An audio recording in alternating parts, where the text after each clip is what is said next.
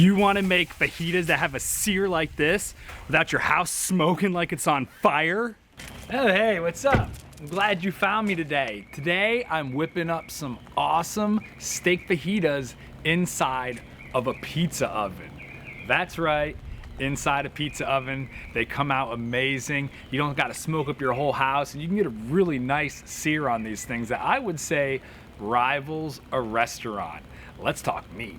The two most popular types of meat to use for this are flank and skirt steak. Flank steak is lean, beefy, soaks up marinade well, and gets a nice sear. The only thing is you gotta cut it right, and you do not wanna overcook it.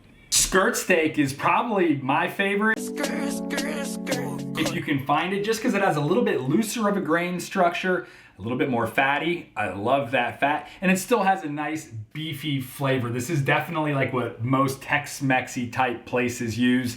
A lot of steakhouses and stuff use flank steak, and that's what seems to be a little bit more available, so that's what we're rolling with today. If you remember from earlier, that flank steak sucks up the marinade, so that's what we finna do. Let's whip up a nice marinade to put this in. Let it sit for at least 2 hours, but overnight if you got the time.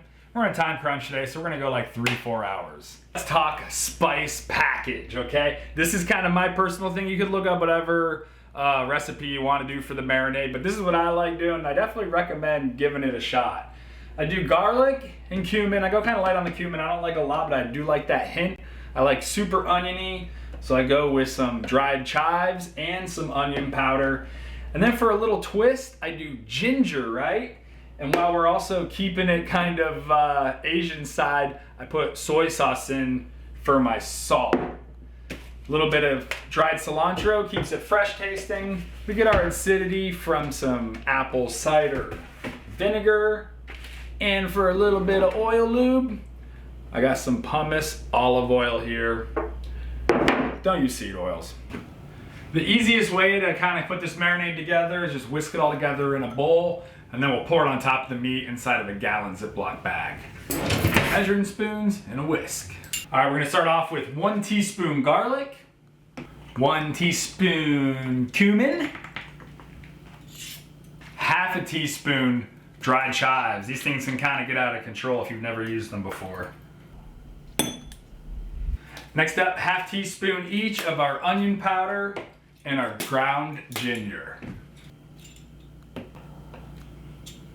We're gonna do a ½ teaspoon plus a ¼ teaspoon for 3/4 teaspoon of our dried cilantro.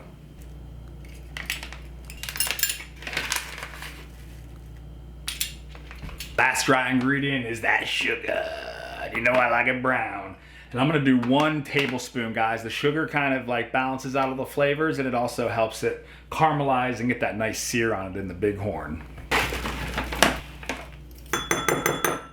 Now, something I like to do whenever I'm making a marinade like this is I whisk up my dry ingredients first before I start adding liquid, just because everything's gonna absorb the liquid at a different rate. So you just get a little bit more homogenized product if you whisk together these dry ingredients first. All right, now to the liquid. Let's get a little bit of salt in our life. Why are we adding soy sauce? What's it doing? Well, it's gonna add a little bit of caramel color. It's gonna help us get that nice sear. The salt is gonna break down some of the proteins. Our plank is a super duper lean cut of meat. Look at this. It does have those striations though. See those striations of fat, and that's what you wanna look for. That's the grain we're actually gonna be cutting against. I don't like that term, I like across. But anyhow, we'll get to that later. We're gonna go 3 tablespoons.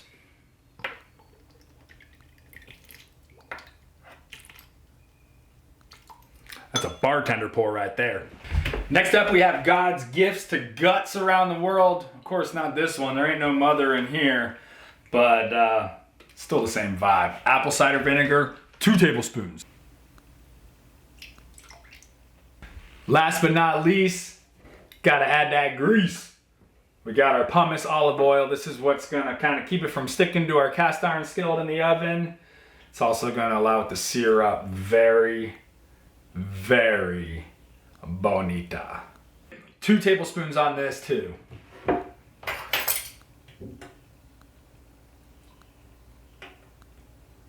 Now we can whisk everything together until well combined.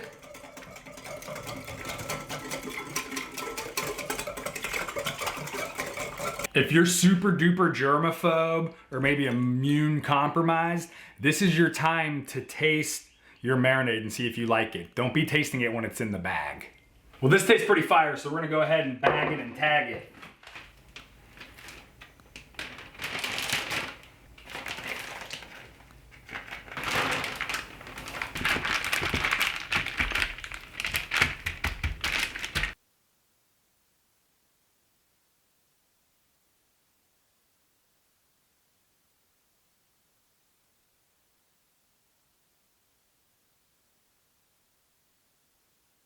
Squeeze as much air as you can out of your Ziploc.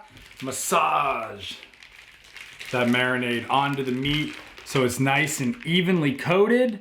We're gonna go ahead and put this into the fridge. At least 2 hours. Like I said, I'm gonna go for 4. You can go overnight if you want. If you were gonna do more than 2 days, I would say bag it and tag it, put a label on it, because I wouldn't go more than 2 days with this.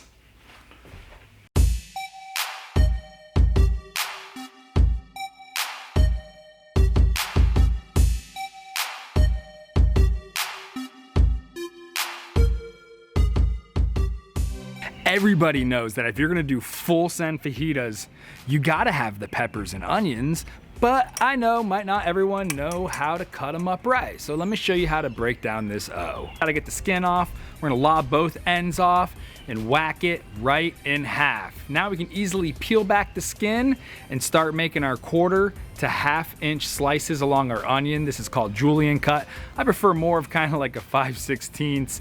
1/4 inch is a little thin, and then 1/2 inch gets a little thick. The pepper could be a little bit more challenging for some folks. The first step, I know you got it, that's taking the sticker off. You don't wanna see what that's like after it cooks in the pizza oven. Now we're gonna go ahead and lob the top off. I like to cut it as close to the top as I can. That way I have as much usable pepper kind of on the body. I'm just opening it up so I can reach in and grab the stem / little seed pod and get that out of the way. Now staring down the top of our pepper, we can see it's kind of shaped like a triangle. We want to extract each of these 3 panels so we have a nice flat surface to make some julienne cuts for our fajitas. With 2 cuts, we get those little panels separated out, and then I pick off / slice off whatever last little bit remaining of like that white pithy material. It just doesn't taste that good, so we can get it out of the way now. With the peppers all cleaned up and ready to slice, we have one more decision to make on them, and that's which way we're gonna cut them. I like heading more this way for fajitas. That pith binder kind of holds the shape together, and we get a little bit more out this way than if we went the other way, and they end up being shorter, which is kind of perfect length for our fajitas. And if you like flying by the texture of your toilet paper, or you just want to be a great host like me that's full of surprises, go ahead and add a little bit of green jalapenos to this as well. It blends in with the green bell peppers and adds a little bit of heat, an element of surprise to the dish.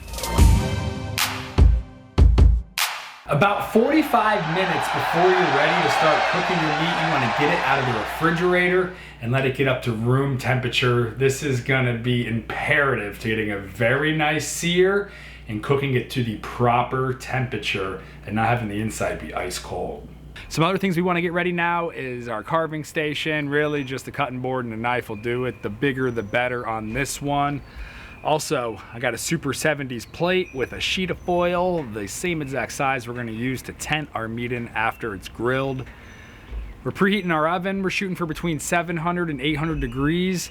Doing that with the pan inside of it. And the pan I'm using today is an uni. It's made specifically for cooking inside pizza ovens. I love this pan, particularly because it's kind of shallow and the handle comes on and off, which makes it great for leaving inside of one of these ovens. Peppers and onions, we're gonna be doing those in a classic lodge style 12-inch, kind of deeper handled cast iron.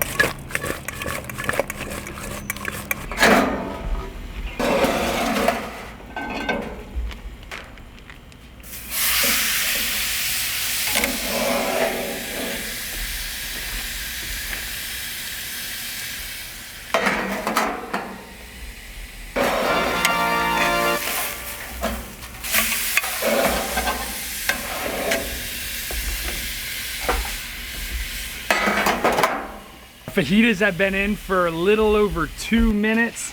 I'm about to check them, but I'll tell you what, the backyard smells like a freaking, I want to say Chili's parking lot, but something better.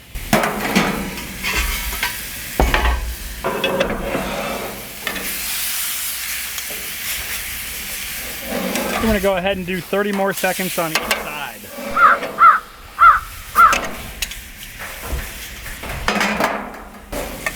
Man, our sear on this thing looks amazing. Check that out. With our meat nice and comfy hanging out in the tent, we put our peppers and onions in the pizza oven. We're gonna let that meat rest for 8 to 10 minutes, and the peppers are gonna cook while that's happening.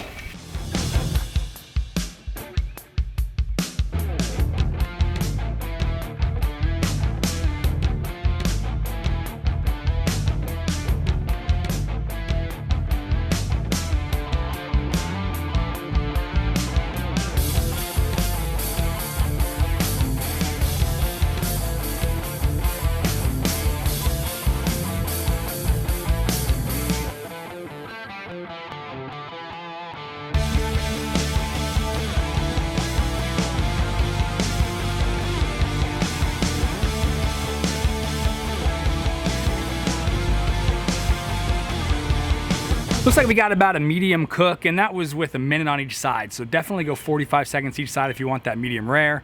I was also cooking for my 5-year-old, and I didn't want to be too picky. So I went with a nice, safe medium. Well, in the words of Tim Dillon, let's get a nice bite of this fatty boombati.